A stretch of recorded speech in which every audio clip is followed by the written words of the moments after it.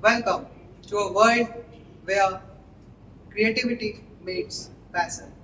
Introducing Team Karna. Just like the legendary warrior from Mahabharata, our team is driven by determination and excellence. We are a group of six individuals, each bringing a special talent on the table. I, GOURAV Mishra, Myself, DIVYA. I'm MANIJA. I ATHARV PANAGARE. Myself, HARSHIT. Myself, AYUSH KUJUR. we all are from IT department and together we form Team Karna and are going to collectively put some insights on the topic the magical science of Storytelling.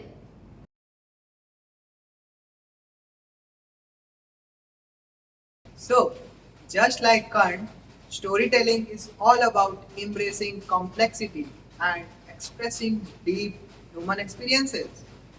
Kant's journey teaches us that every story has multiple sides, conflicts, emotions, and choices that shape its power. Today, as we explore the magical science of storytelling, we will see how our stories, just like Kant's life, resonate when they reflect our internal battles, our loyalties, and the world around us.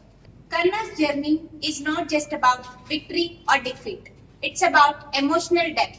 Stories that evoke strong emotions stay with us long after they are told. Karna's unyielding loyalty, his moral conflicts, and his sense of duty reflect the emotional core of storytelling.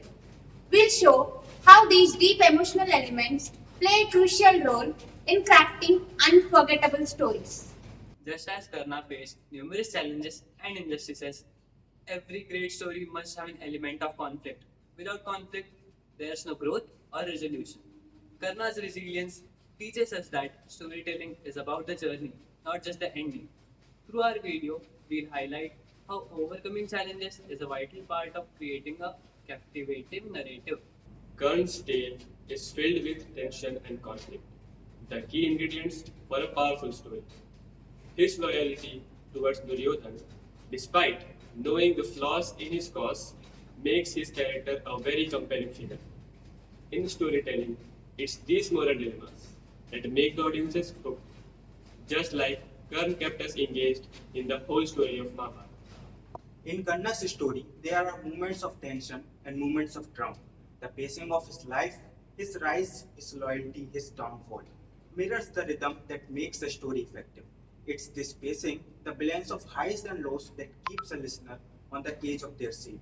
In the TEDx talk, Storytelling holds immense importance across various dimensions of human life, culture, and society. Storytelling helps convey complex ideas in an accessible, relatable way. Stories are the primary means through which cultures, traditions, morals, and values are passed down from one generation to the next. Myths, folk tales, and legends help preserve cultural heritage.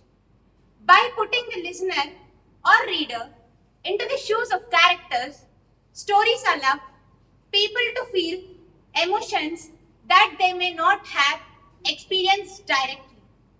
This fosters empathy and deepens human connections. Stories captivate attention more than the raw data or dry facts. They engage people on an emotional level, which makes the message more memorable.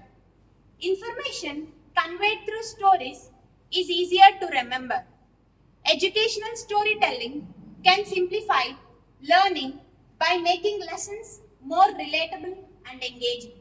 Stories often come with a moral or lesson embedded in them, teaching critical life skills such as problem solving, kindness, courage, and persistence. Powerful narratives can inspire people to act, change behaviors, or embrace new perspectives. Historical speeches or inspirational stories of personal triumph serve as catalysts for individual and social transformation. Stories can provide hope in challenging times, showing how people have overcome adversity.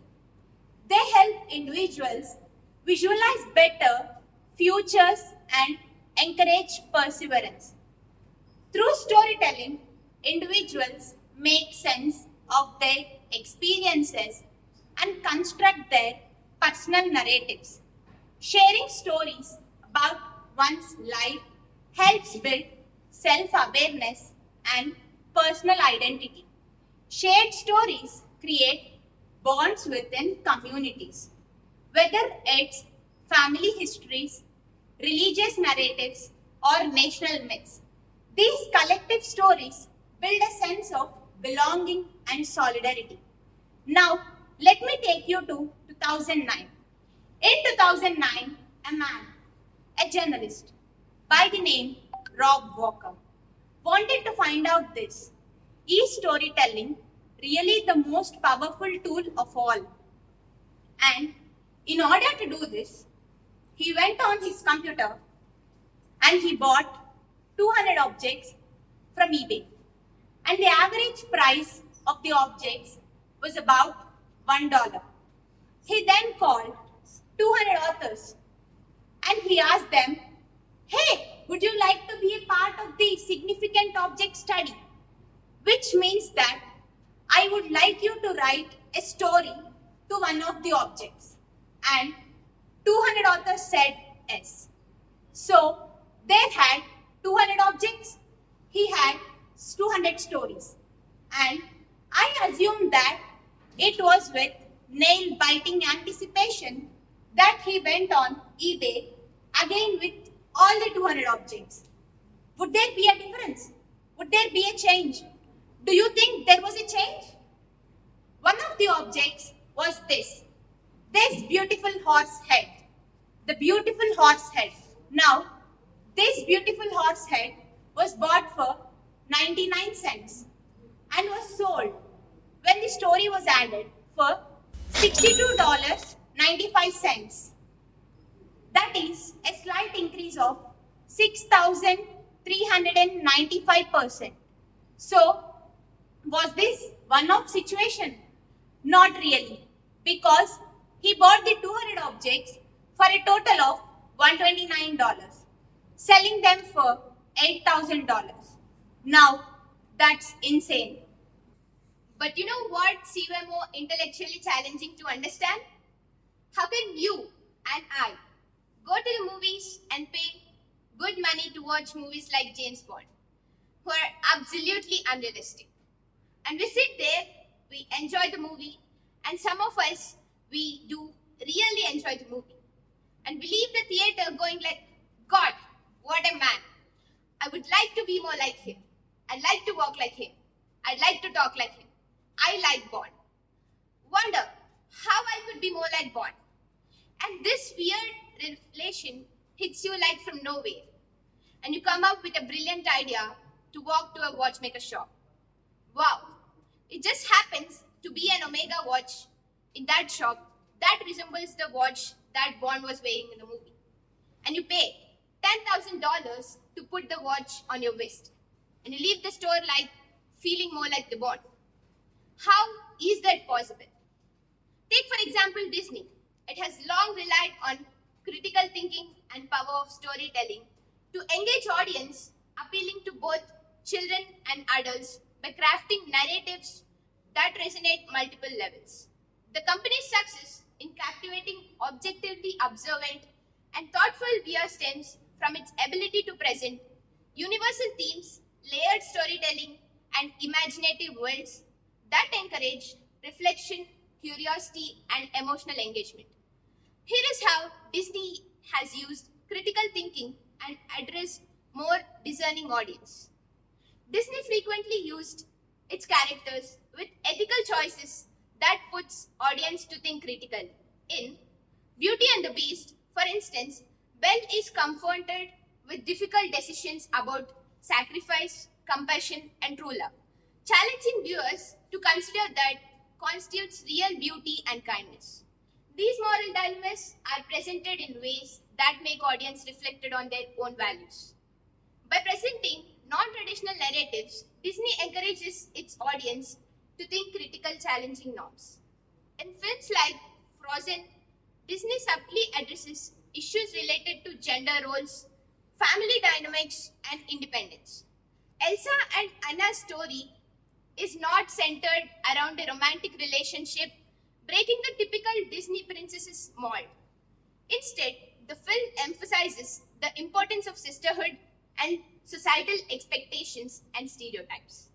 Disney's success in using critical thinking and appealing to an objectively observant audience lies in its ability to craft multi-layered stories that entertain, inspire, and challenge viewers of all ages.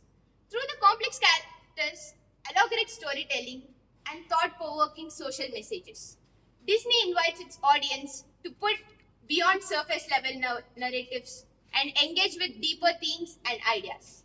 This balance between entertainment and intellectual engagement allows Disney to captivate both children and adults, fostering a sense to wonder, curiosity, and critical reflection. Our great ancient texts, the Vedas, Upanishads, and the greatest stories of Ramayana and Mahabharata are something which shapes the way how we evolve, delve, and handle our everyday life.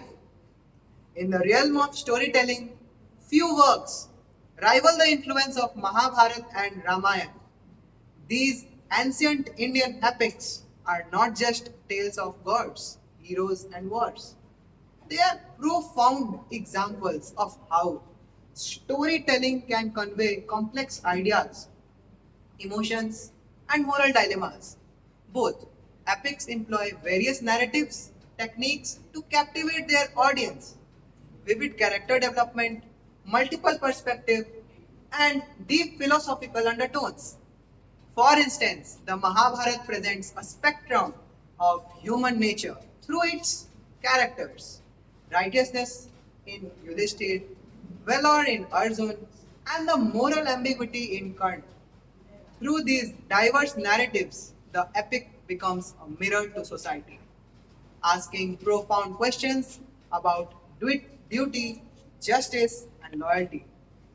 Similarly, the Ramayana excels in using symbolism and allegory to teach values like devotion, honor, and trump of good over evil. The simplicity of its storytelling allows it to resonate with people of all ages while embedding timeless lessons about dharma and righteousness. We may find stories having a unique establishment with every aspect of our life. For instance, a data of PQ Media tell us that $10.5 billion dollars is turned over in product placement revenue every year. How is it possible for you to be so easily tricked by something as simple as a story? Because you are tricked. Well, it comes down to one core thing, and that is emotional investment. The more emotionally invested you are in anything in your life, the less critical and the less objectively observant you become. And the greatest emotional investment of all is falling in love. Do you remember the last time you fell in love? Yeah, good for you. It's a beautiful thing, isn't it? Do you remember how you longed and how you yearned and how you dreamt? Then you looked at her and maybe you thought, God, I love the way you chew that apple. It's so crunchy. And the way you slurp the tea just over the edge, you know? Oh, it's so good. Love it. And then about 13 months later, when you biochemically fall out of love, suddenly you find yourself sitting in the sofa and you go, Jesus Christ, where did this thing come from? Oh my God. And where are my friends? This is a weird thing.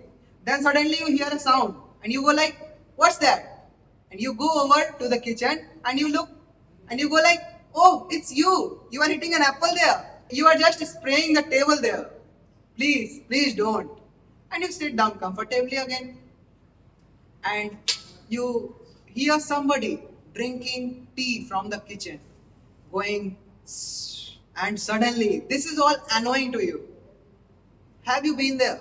Sadly enough, 13 months later, our critical thinking and our cortex comes home from a 1 year long vacation and we start questioning things.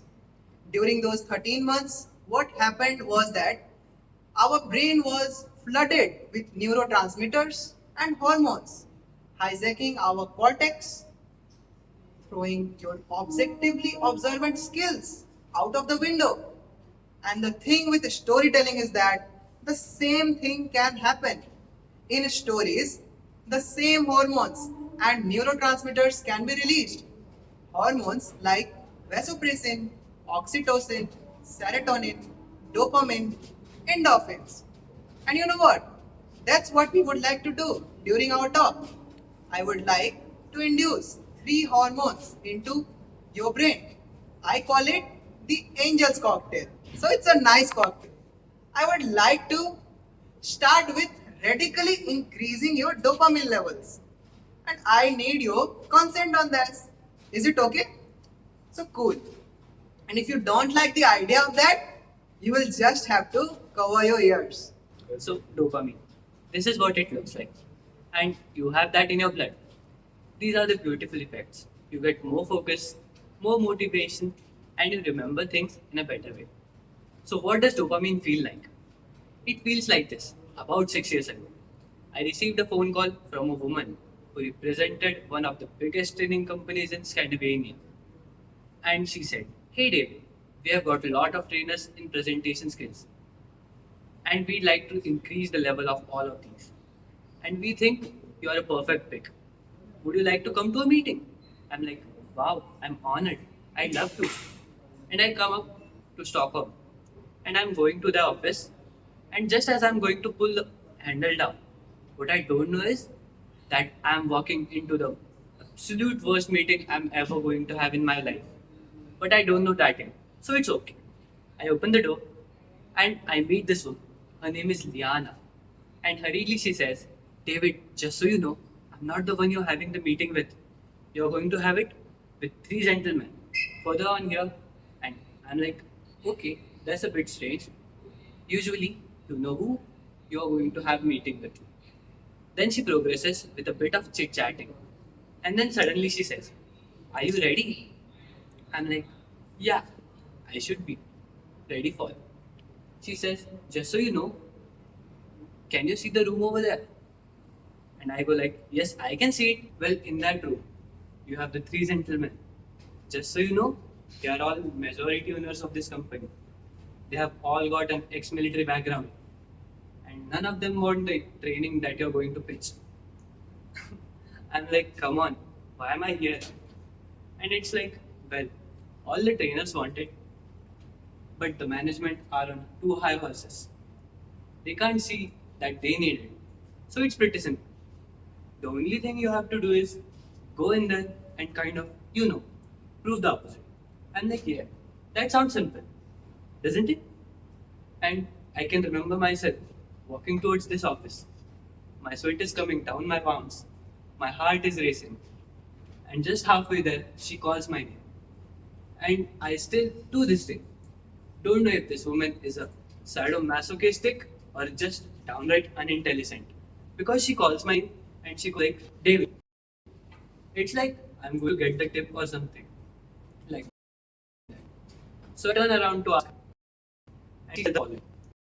And if I don't tell what she said, is that annoying? Well, actually, as an example, I'm not going to do that. I just wanted to prove you what it feels with high dopamine levels. Would you say that your focus was increased? You were creative. You created situations around this, and you probably already figured out what that room looked like, correct?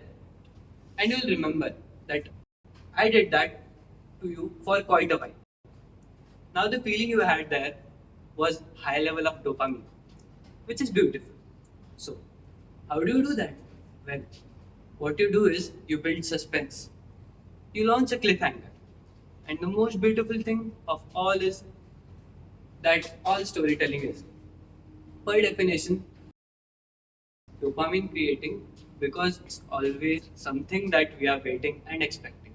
So just imagine, just by using storytelling, you can get those techniques. You don't have to do a cliffhanger like I did. So that was the first house. I would now like to go to the oxytocin. Is that okay? Alright, let's start. The beautiful effects of oxytocin are the following. You become more generous, you trust me more, and you bond to me. You want to do that? Alright, let's start. 9 months have passed, and it was a planned scenario. And the little brother, who was 5 years of age at that point of time, he was kind of looking forward to the event, what was going to happen. He was going to become a big brother. And he had helped us pick up wallpapers. He had also helped us pick up the bed linens. He had even saved his own money to get a little stuffed toy for his brother, which was placed on the pillowcase. About 2 days before the planned scenario, something happened. Something wasn't right. The parents knew something was off. And there was simply no movement in the stomach. There was no heartbeat. You couldn't or hear anything. The parents rushed to the hospital, laid on the bed, and the doctor came in, checks the stomach, looks at me, and what I see. And that is the heart is no longer beating for the child.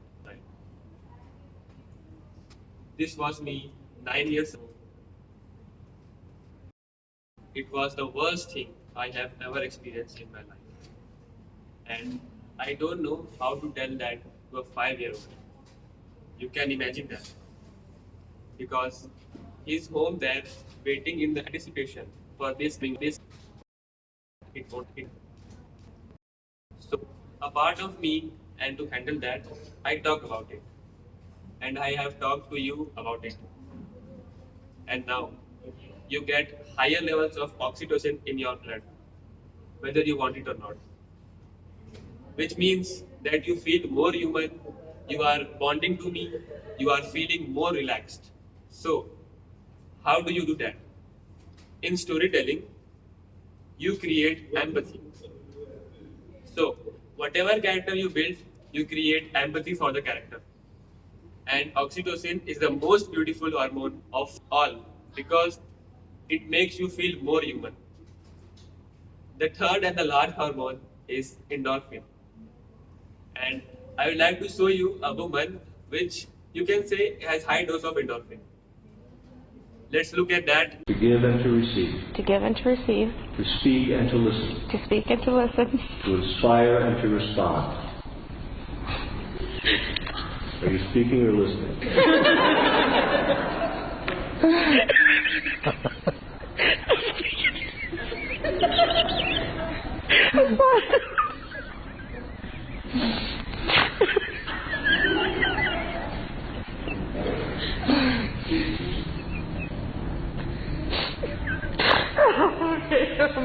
To speak and to listen.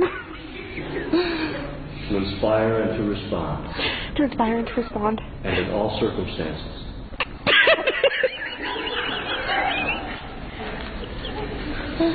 And in all circumstances. Of our life together.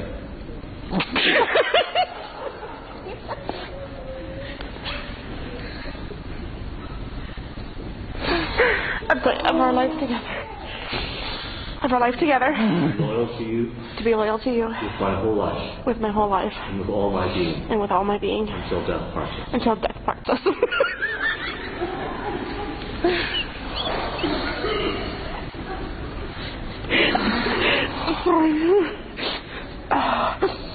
Oh, the timing of that was so lousy, isn't it? So, how do you create endorphins? Well, you make people laugh. What happens then is that you become more creative, they become more relaxed, and again, they become more focused, which is beautiful to have. Now, all these three hormones that we have induced into you, now we call it the angel's cocktail. But there is an opposite to that. That is called the devil's cocktail. High levels of cortisol and adrenaline, when present in really high concentration, which I didn't give you here, can have significant effect. Is this something you want the people you talk to have in their blood, in their system? No. In our stressful lives, many times when you present, communicate, or deliver meetings, which one do you think they have drunk more of? The devil's cocktail or the cocktail? Most commonly, the devil's cocktail. The problem then is that you have got all this to work against. But all of that can change today. All of that can change by you starting to use something I call functional storytelling. Functional storytelling means that you do these three things. One, you have to understand that you don't need to be a bearded old man in front of a fireplace with a dark voice to be a great storyteller. In my experience, when I train people, everybody is a good storyteller from birth. The only problem is that you don't believe in it. The second thing is this: write down your stories. You will notice that you have 3 to 4 times more stories in your life than you thought you had.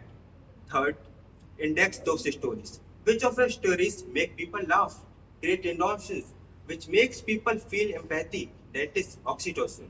Next time you go into a meeting, pick the story that will release the hormone you wish to release in the person you are talking to in order to get the desired effects that you want, and that's a beautiful thing. Now, some of you know me as Mr. That by PowerPoint, and I want to round off by making my point very clear. And one thing I would like to mention as well is don't use the tales of storytelling if you don't have the goal of being genuine and truthful, because then in the long run you will lose it all.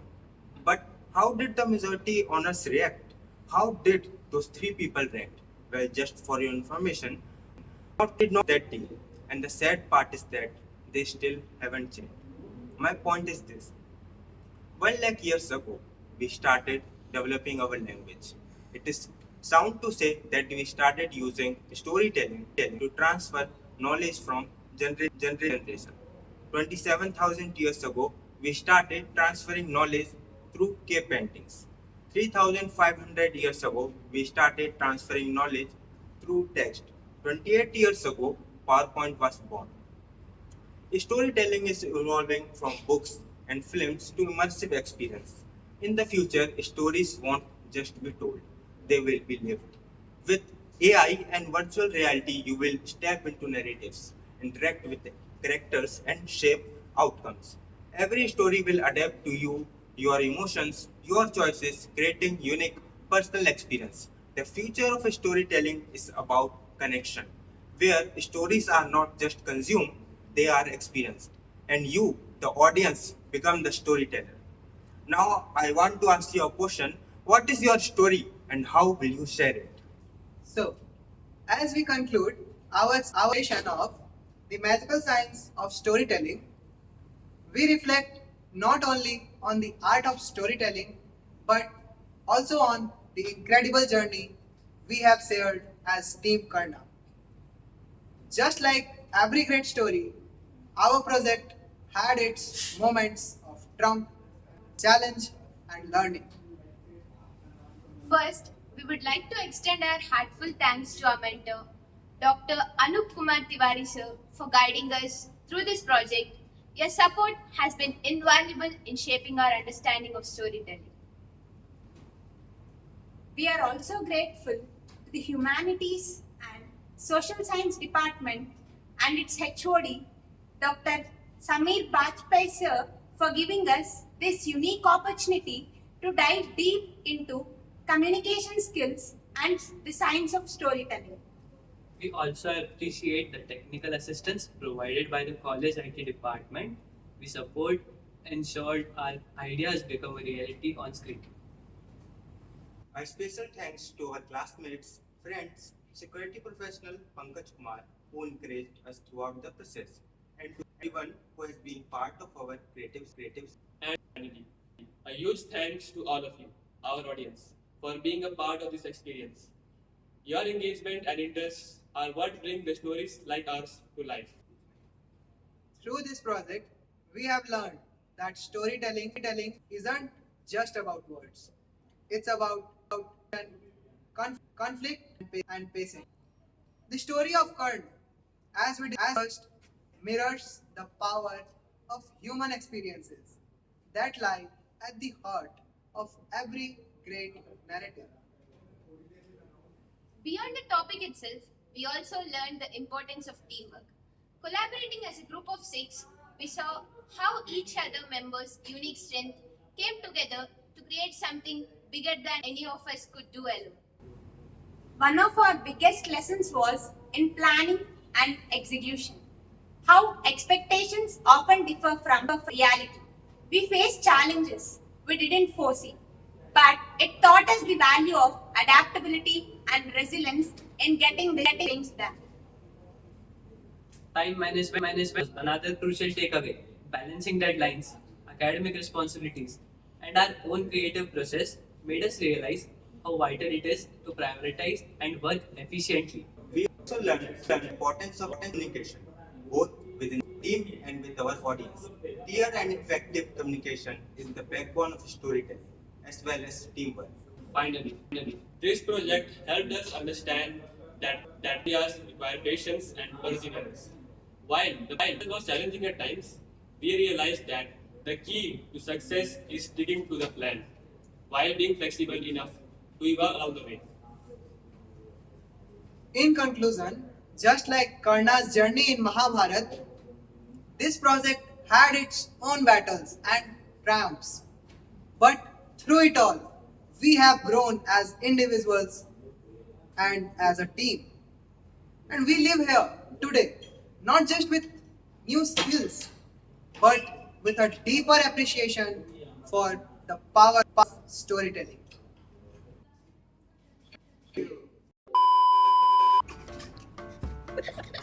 Yes, sir. Hope it helped. Wow, bro.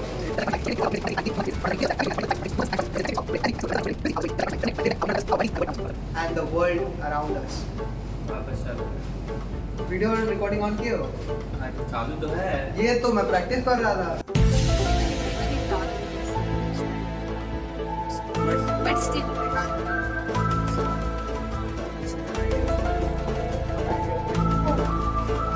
एड्रे नले एड्रे नले एक बोले तो इसको बोले तो एक साथ बोलो एड्रे नले एड्रे नले wow, bro. He was still with him, beside him. अपना चेप रहे हो।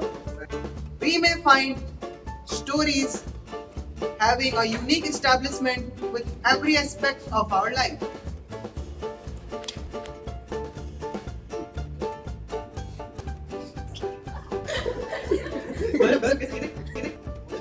क्या? ऐसे भी अरे गाइस कब है?